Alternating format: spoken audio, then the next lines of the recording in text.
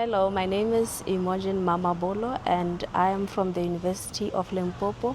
I'm affiliated with the Center for Global Change and I'm here in Uganda with Access Agriculture as well as RUFORUM in a workshop they organized in order to improve communication skills for early career researchers.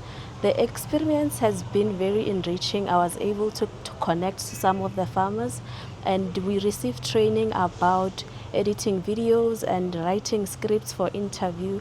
So I learned a lot on how I can bridge the gap between science and the community practice. And I got a chance to meet other colleagues from other African countries who are doing similar work, which we're going to be doing collaborations with. So thank you Access Agriculture and RUFORUM for organizing this workshop and building capacity in all of us as researchers. So going back home, I'm going to take this experience in my work because I work mostly with farmers and I engage with them.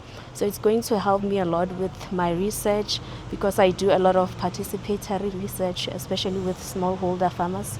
So this research workshop is going to help me a lot. Thank you.